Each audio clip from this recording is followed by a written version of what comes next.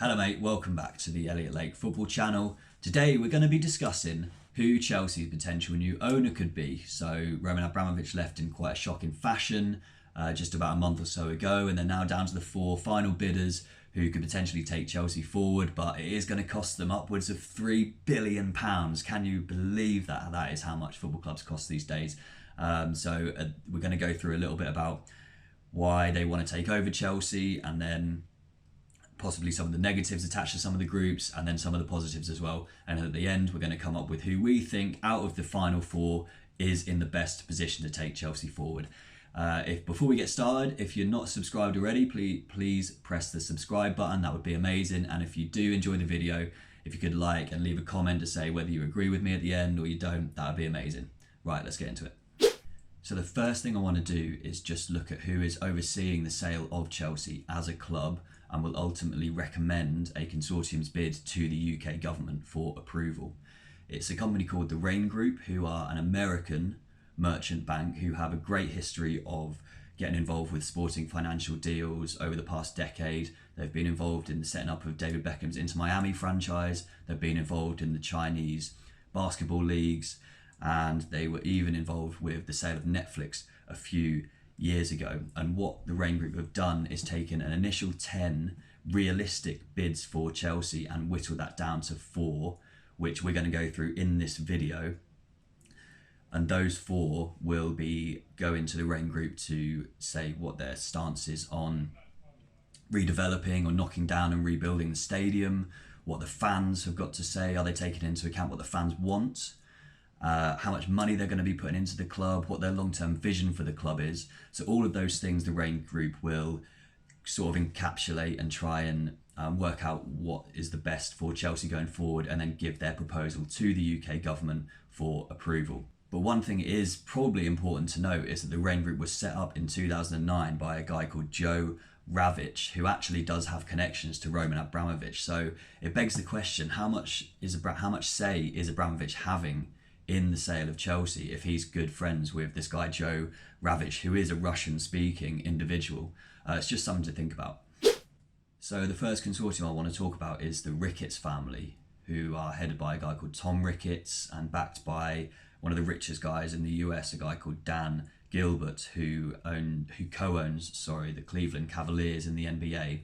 And the reason why there was such big protests outside Stamford Bridge on Saturday before their game against Brentford was because the patriarch of this Ricketts family, a guy called Joe Ricketts, an 80-year-old dude, published just in 2019 some really racist tweets basically, and I can completely understand why the Chelsea fans don't want him anywhere near their club. He said that Muslims are naturally my enemy due to their deep antagonism and bias against non-Muslims, which is frankly a totally disgusting tweet, and he shouldn't be anywhere near Chelsea.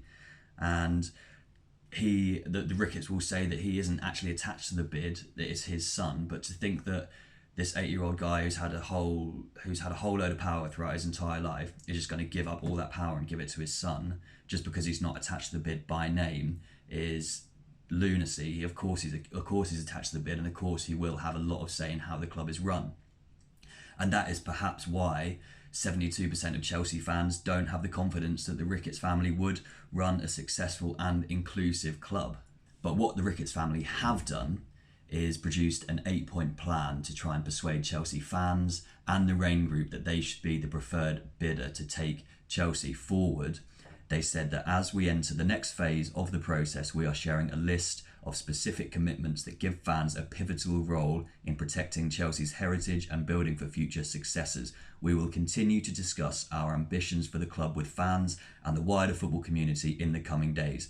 We will make no change to the club's name, badge and crest or Chelsea blue without the consent of supporters.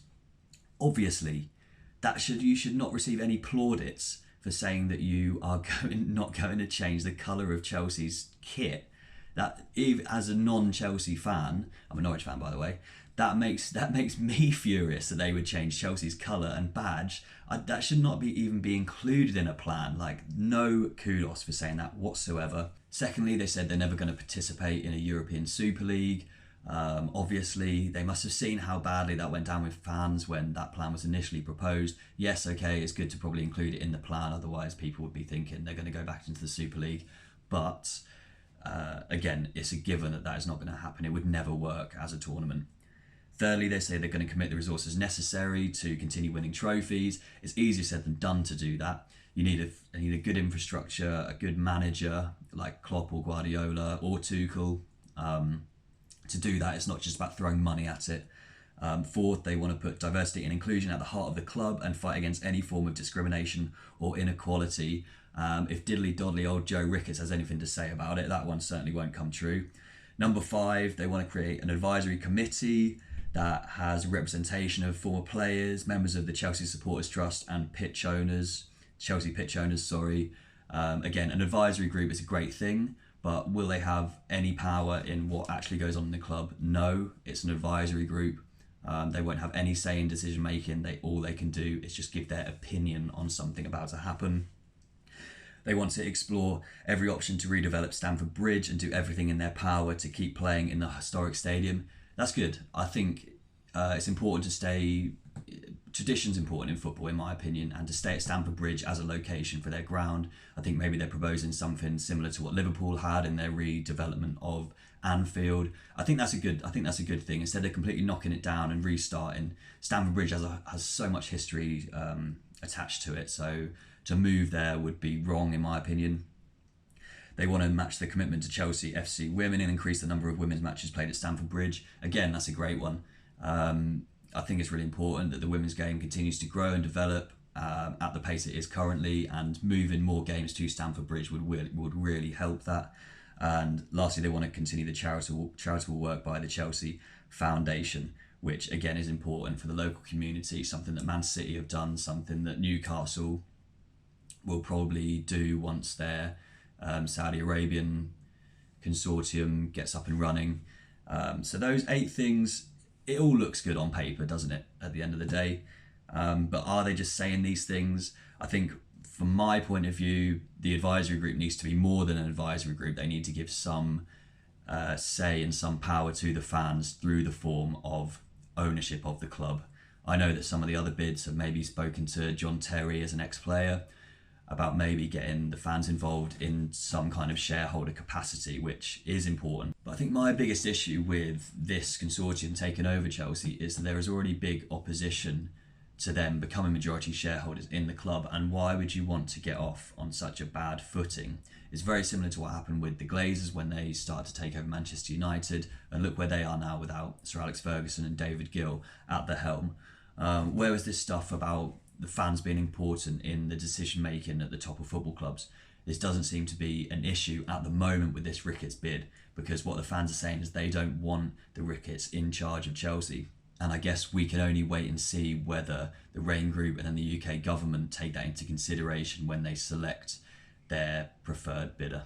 Now, 2 of the other potential investors in Chelsea are both American. They're both involved in American franchise sports. The first one is a guy called Todd Boehly, who is a co-owner of the LA Lakers, and he has actually tried to invest in Chelsea in the past. He had a bid that was rebuffed by Roman Abramovich in 2019 to buy the club, which is possibly a good thing. It shows that he has got an interest in the club, and it hasn't just been off the back of this shock exit from Abramovich. He's done his research before, and his reasoning behind getting involved with the club still remains to be seen. It's probably financial at the end of the day, but it's probably a good thing that he does have that history with trying to get involved with Chelsea. The other guy is a guy called Stephen Pagluccia. Sorry guys, if either of you watching and I've said your names wrong, then I do apologise. But the other guy, Stephen Pagluccia, is a little bit lesser known than the other 3 investors. The last one we will talk about in a minute. But he's just got the former chief executive of Disney, Bob Iger, involved, and apparently he's getting involved because Chelsea really want to start winning these Mickey Mouse Cups soon. And the final potential investor in Chelsea is a British businessman called Sir Martin Broughton. He's in a consortium attached to Lord Seb Coe, which is interesting. Didn't know that he had an interest in buying a football club. Didn't know he had the money.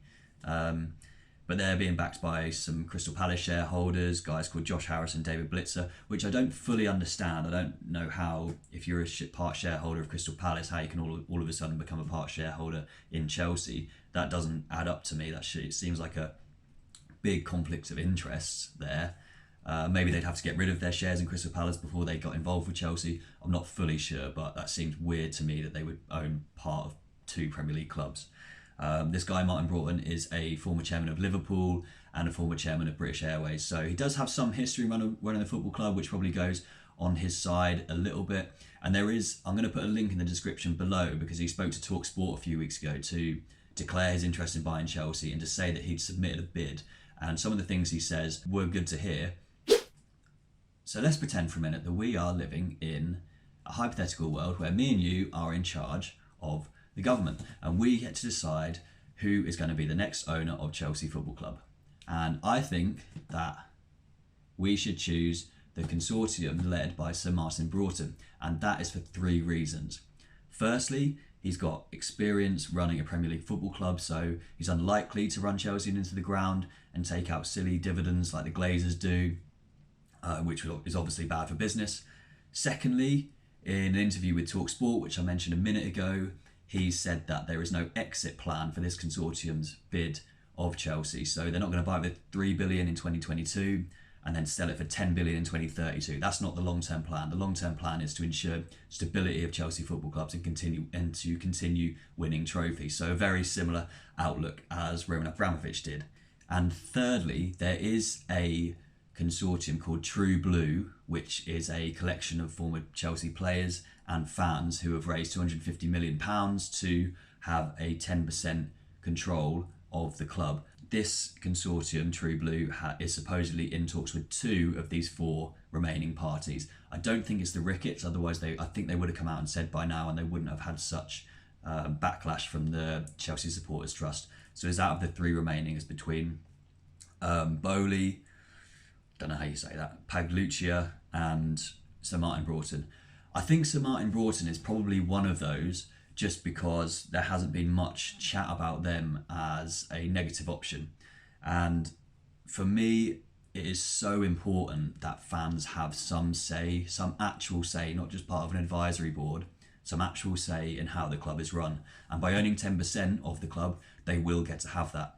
It's a similar model that we see in Germany in the Bundesliga with Borussia Dortmund and with Bayern Munich, where the fans have a lot of say in how the club is run. And those clubs are in no way unsuccessful. Bayern Munich is one of the most successful clubs in the world. So there's no reason why that similar setup couldn't happen with Chelsea. And it's something that I hope that the independent regulatory body in the UK sets up when they have this overhaul of the ownership of football clubs.